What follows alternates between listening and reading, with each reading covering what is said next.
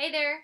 Welcome back. It's time for lesson 52. In this lesson, we will be reviewing lessons number 6, 7, 8, 9, and 10. So let's go for it. First one.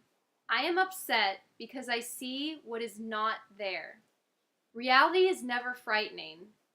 It is impossible that it could upset me. Reality brings only perfect peace. When I am upset, it is always because I have replaced reality with illusions I made up. The illusions are upsetting because I have given them reality, and thus regard reality as an illusion. Nothing in God's creation is affected in any way by this confusion of mine. I am always upset by nothing. So when you're upset, that's really hard to hear. When you're really feeling hurt or angry, and if someone told you, what you're angry about is nothing, it doesn't exactly help in the moment. So right now, while hopefully you're in a place of, if not peace, at least neutrality, it's easier to think about these ideas so that the next time you get upset, you can catch yourself and say, you know what, this is nothing. And sometimes it actually, it is nothing, but okay, for example, have you ever gotten upset with somebody because they didn't reply to your text or call you back in what you felt like was a timely manner? And sometimes you tailspin thinking up some crazy story about why or how they feel or what's going on. And then when you finally are able to make contact with that person, you find out that they dropped their phone in the toilet, or it got ran over by a car, or they just left it at home and they don't have a way to get back to you at that moment. And then you suddenly feel completely silly and a little bit stupid. And so it's kind of the truth with everything. We with that whole perception thing, when we are upset, we're seeing things that aren't there, or we're creating stories that aren't there, or we are ignoring what is there. And God is trying to help us, or your higher self is trying to help you get to a place where you can see with love and see only the good and only the love, and have compassion and understanding for others, and recognize that they know not what they do. When Jesus said that on the cross about the people who were killing him, forgive them, Father, for they know not what they do. Think that at any moment when you're upset for anything, and realize that they know not what they do. If there's something they're doing that's upsetting you, it's maybe, and oftentimes is absolutely, not even about you. They're not thinking about you. So anyway, I'm upset because I see what is not there. We want to get rid of thinking illusions are real and thinking what's real is an illusion. Happiness is real, love is real, joy is real, peace is real. Anger, frustration, worry, fear, those are illusions. Okay, number 2, I see only the past. As I look about, I condemn the world I look upon. I call this seeing. I hold the past against everyone and everything, making them my enemies. When I have forgiven myself and remembered who I am, I will bless everyone and everything I see. There will be no past and therefore no enemies, and I will look with love on all that I failed to see before. I see only the past. This is really big. It's really huge. So before, when we were doing this exercise, we were looking around the room and seeing the past in that which is around us, but everything you look on, you see the past. I call this seeing. Okay, so you can't have an enemy if there's no past. So when you are around a stranger, or you're meeting someone for the first time, it's very exciting because you don't have any baggage with that person. You don't have any judgments or anything that's getting in the way of two people connecting. So the more you get to know people, and the more we decide things about them or have experiences with them that we hold on to and we can't forgive, the more there is that prevents us from connecting, the more blocks we're putting up or walls we're building between us. So I like sentence 5, when I have forgiven myself and remembered who I am, I will bless everyone and everything I see. So the forgiveness we're doing, yes, it starts with those around us, but really it comes down to us forgiving ourselves. When you have forgiven yourself and let go of all your own mistakes, then it's much easier to let go of other people's mistakes. And vice versa for some. Some people it's easier to forgive others than themselves, and for some people it's easier to forgive themselves than others. Whatever works for you, forgiveness is what will make you progress in life to a place of happiness and peace. Okay, number 8 or 3. My mind is preoccupied with past thoughts.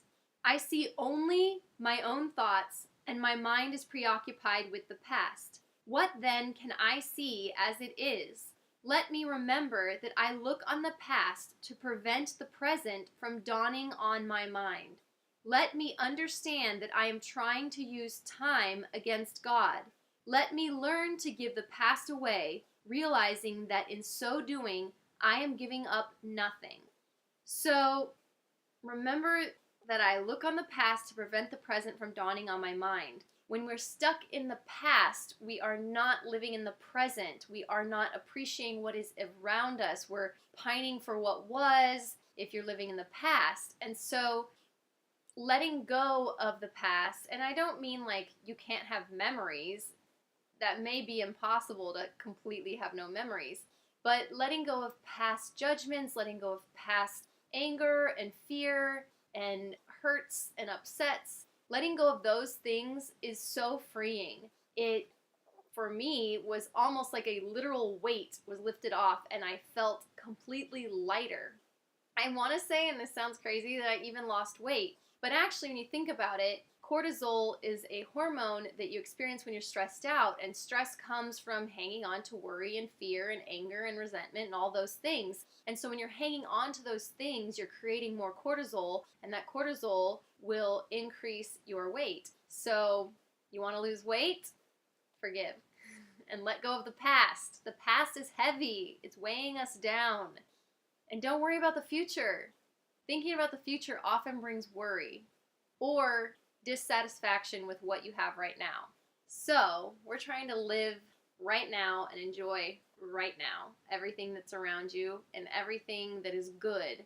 If we let go of focusing on what is not here and we focus on what we do have, then appreciation comes and we get into a place of gratitude, which is an expansion feeling, and it just brings more goodness into your life.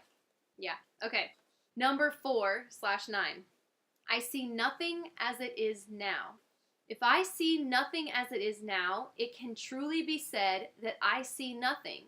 I can see only what is now. This is confusing. So if I see nothing as it is now, it can truly be said that I see nothing. I can only see what is now. Okay. So focusing on the past is focusing on nothing, okay? Because the past is gone. The choice is not whether to see the past or present. The choice is merely whether to see or not. So what this is saying is when you are focusing on the past, you're literally focusing on nothing, and so you're looking at nothing because that is no longer here. It's gone. And so you're either choosing to look on something that is gone, looking at ghosts basically, or to look at what is now, what is here, and that's the only thing that really is. What else is there than now?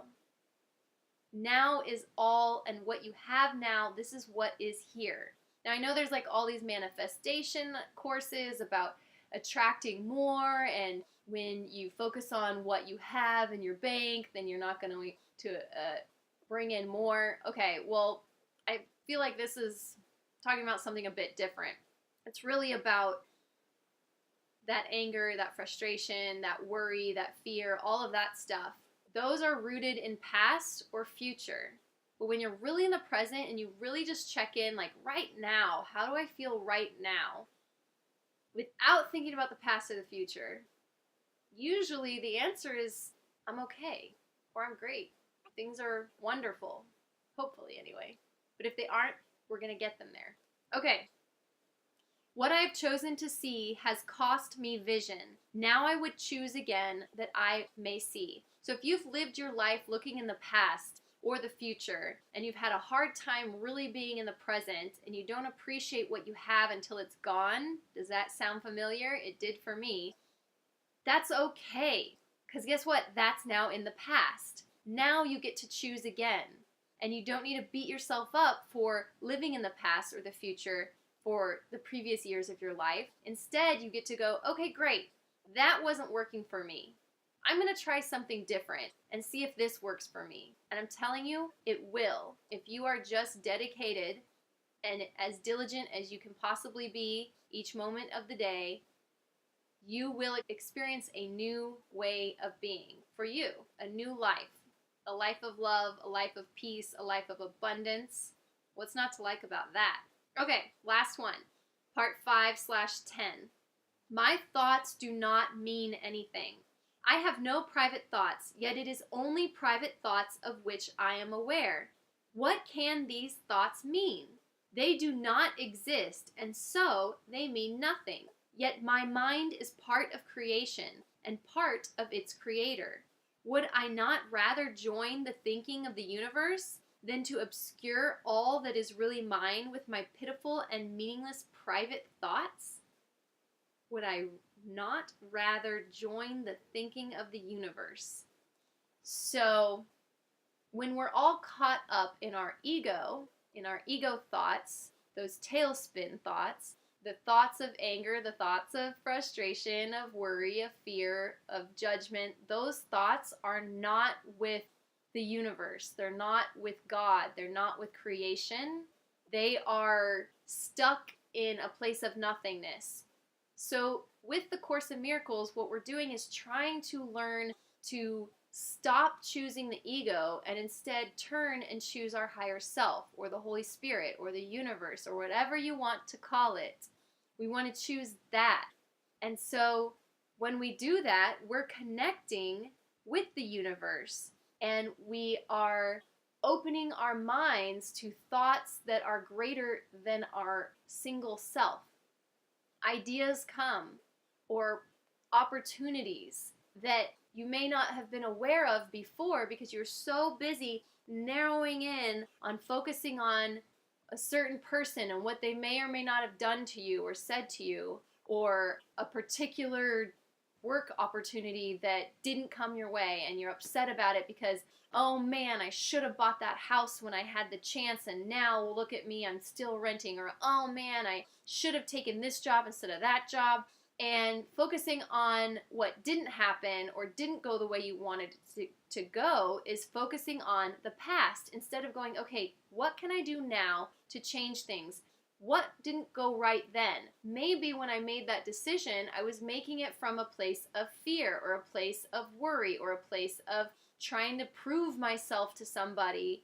And instead, now you can say, you know what? I drop all that crap. I let it go. And now when I make my decisions, I want to connect with my higher self. I want to make sure that my decisions come from a place of love or of peace or of joy or of happiness, and that there's not a single sliver of fear in that decision. Okay? Because when you get there, you are free and you feel an elation and a confidence that is beyond that of in your own abilities. You feel the confidence of knowing I have this great entity of knowledge and understanding that is beyond any one person's ability.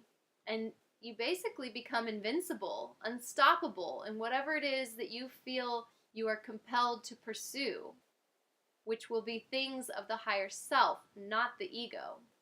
So if we're all following that, and we're all pursuing the greater good and pursuing real love that's void of fear and void of worry, this world would be totally different. And so how do we do that? How do we change the world? You start with you. You start with you. I start with me, and you start with you. That's the only way. There's no other way. Because how can you have any effect on others if you haven't first made those changes yourself? And you are, because here you are on lesson 52 already. That's awesome. Keep at it and trust that you are changing for the good of yourself and the good of all people and things, animals, and all that is living around you. All right, I'll see you tomorrow for the next lesson, number 53. Take care.